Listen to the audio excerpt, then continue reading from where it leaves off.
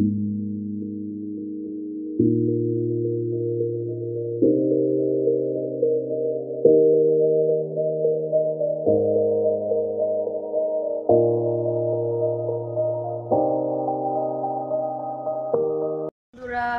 আবার একটা নতুন রেসিপি নিয়ে চলে এসেছি আপনাদের সামনে। আজকে বানাবো ডিমের তেলানি। কারা কী নামে এটাকে জানেন আমি জানি না, আমরা এখানে তেলানি বলি। আজকে একটুখানি অন্যরকমভাবে করব, চলুন দেখিনি কেমনভাবে করি। এখানে কি কি আছে বলে দে। এখানে আছে আদা, রসুন, পেঁয়াজ, টমেটো একসাথে ব্লেন্ড করে নিয়েছি, আর 3টে ডিম নিয়েছি, আর এটা হচ্ছে গরম মশলা পাতা। আমি এখানে আমার নার্সারি থেকে কিনেছি এই গাছটা। আপনাদের ওখানে এই গাছটা পাওয়া যায় কিনা অবশ্যই জানাবেন কমেন্ট করে। আর কি নামে ডাকা হয় এই গাছটাকে? কি নামে ডাকে এটাকে কি বলে আমাদের নার্সারি ওই দাদা বলেছে এটা গরম মশলা পাতা বা মিট মশলা বলেই ডাকে। আর হাতে ডলে মানে পুরো মানে গরম মশলারই গন্ধ বের হচ্ছে। তেজপাতার মতো না, একটা খুবই সুন্দর একটা স্মেল আছে গরম মশলার মতনই। আর এটা আপনারা ভাবতে পারেন হয়তো তেজপাতা, কিন্তু এটা তেজপাতা নয়, এটা কিন্তু গরম মশলা পাতায়। আর হাতে ডললে কিন্তু গরম মশলারই ফ্লেভারটা বেরোয়। আর এখানে টমেটো কুচি নিয়েছি। এখানে যেহেতু টমেটো পিউরি করেছি আমি, এখানে এই জন্য বেশি নিইনি, অল্প একটা ছোট সাইজের টমেটো কুচি করে নিয়েছি। এখানে দুটো মাঝারি সাইজের পেঁয়াজ কুচি করে নিয়েছি। এখানে পেঁয়াজ বাটাও দিয়েছি অর্ধেকটা। না ঠিক আছে, এবার রান্না করা যাক। হ্যাঁ, কড়াই চাপিয়ে দিয়েছি। এবার এর মধ্যে একটু আমি রিফাইন অয়েল ব্যবহার করছি। এর মধ্যে রিফাইন তেল দেওয়া হয়ে গেছে।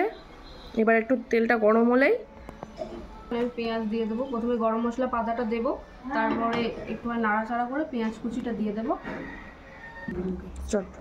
এই দেখুন তেলটা গরম হয়ে গেছে। এর মধ্যে আমি গরম মশলার পাতাটা দিয়ে দেবো। আহা, পুরো গরম মশলার ফ্লেভার, সত্যি পুরো গরম মশলার ফ্লেভার। পাতাগুলোকে দিয়েছি, একটুখানি দেখুন কালারটা চেঞ্জ হয়ে গেছে, ফ্লেভারটাও পুরো ছড়িয়ে গেছে সারা বাড়ি ঘরে। এবার পেঁয়াজ কুচিটা দিয়ে দিলাম, একটু নাড়াচাড়া করে নেব। পেঁয়াজটা দেখুন হালকা বাদামি কালারের হয়ে গেছে। এর মধ্যে এবার কেটে রাখা টমেটোগুলো দিয়ে দেবো, কুচি করে রাখা। এই টমেটো আর পেঁয়াজটা যাতে একটু নরম হয় তার জন্য অল্প সামান্য একটু নুন দেবো,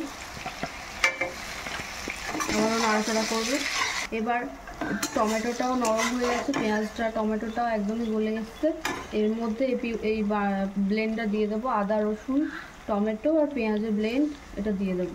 এতে একটু সামান্য জিরেও দেওয়া আছে, ওটা দিয়ে দিব। নাড়াচাড়া করে নেব, একটু ভালোভাবে কষিয়ে নেব, তারপরে একে একে সব গুঁড়ো মশলাগুলো অ্যাড করব। মশলাটা ভালোভাবে কষিয়ে নিয়েছি, সবটা ভালোভাবে ভেজে নিয়েছি। এবার এর মধ্যে একে একে গুঁড়ো মশলাগুলো অ্যাড করব। প্রথমে দেবো একটু হলুদ গুঁড়ো, তারপর একটু নাড়াচাড়া করে নেব। লঙ্কার গুঁড়ো আর সামান্য দেব। এই মশলার বাটি ধুয়ে রাখা এই জলটা একটু দিয়ে দেবো।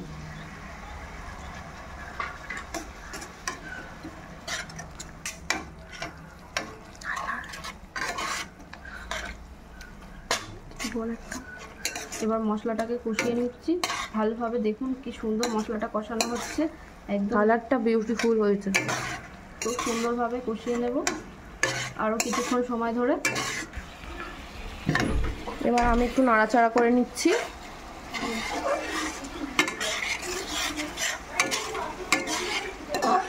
মশলাটা দেখতেই পাচ্ছেন কতটা সুন্দর হয়েছে। টাইমে কিন্তু গরম মশলা গুঁড়ো দিতেই হবে, এটা মাস্ট। আমি যেহেতু এই পাতাটা ব্যবহার করেছি, এটারই এত ফ্লেভার, আর গরম মশলা দেওয়া দরকার নেই, তাই আমি আর দিইনি।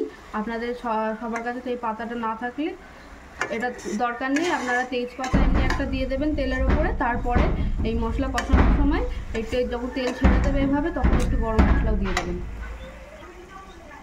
এবার সামান্য একটু জল দিয়ে দেবো, বেশি জল দেবো না, এরকম সামান্যই দেব। দেখতেই পাচ্ছেন একদম সামান্য 1-1.5 কাপের মতো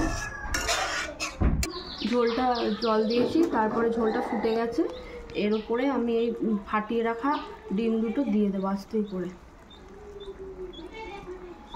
সব ডিমগুলো এভাবে ফাটিয়ে ফাটিয়ে অ্যাড করে নেব। ডিমগুলো যখন ছাড়তে হবে কিন্তু আস্তে আস্তে ছাড়তে হবে, কুসুমগুলো ভেঙে যাতে না আর যায়। ডিমটা ফাটিয়ে কিন্তু এরকম একটা বাটিতে নিয়ে নিতে হবে। এটা তাও কুসুমটা ফেটে গেল, সমস্যা নেই, এটা তো এক জায়গাতেই থাকবে। আপনারা তো দেখেইছেন ডিম কাট আপনারা তো দেখেইছেন মশলা কষানোর সময় অল্প একটু লবণ দিয়েছিলাম, আর একটু সামান্য লবণ আমরা যেমন ডিম পোচ খাই তখন যেমন ছিটিয়ে দিই এই কুসুমগুলোর ভেতরে যাওয়ার জন্য, এখন একটু সামান্য করে হাতের 1 চিমটি লবণ এরকমভাবে একটু ছিটিয়ে দেবো যাতে এই কুসুমগুলোর ভেতরে ঢোকে, তবেই ভালো লাগবে খেতে। এবার ঢাকনা বন্ধ করে কিছুক্ষণ আমরা এটাকে হতে দেবো। কিছুক্ষণ হয়েছে, তারপরে এই লুক এসছে। এখনো ভালোভাবে হয়নি, দেখেই বোঝা যাচ্ছে, দেখেন নড়ছে কুসুমগুলো, তার মানে এখনো ভালোভাবে বয়েল হয়নি। এটাকে আরও কিছুক্ষণ, আরও 5 মিনিটের মতো ঢাকনা চেপে রেখে রান্না করে নিতে হবে। তো দেখুন আপনারা, আমাদের ডিমের তেলানি পুরো রেডি, এরকমই হবে পুরো। এটা গরম ভাতের সাথে খেতে খুবই সুস্বাদু লাগবে আর খুবই টেস্টি একটা খাবার। আপনারা অবশ্যই এই রেসিপিটা ফলো করে বাড়িতে বানিয়ে দেখবেন। আর অবশ্যই আরও একটা কথা যেটা বলতে আমি ভুলে গেছি, গ্যাসের ফ্লেম যেন একদম অল্প থাকে, একদম কম আছে এটাকে রান্না করতে হবে। মশলা কষানোই বলুন আর হচ্ছে এই ডিমের তেলানিটা হচ্ছে এই পুরো লাস্ট অবধি পুরো ফ্লেম একদম লো রাখতে হবে। দেখুন ব্যাস।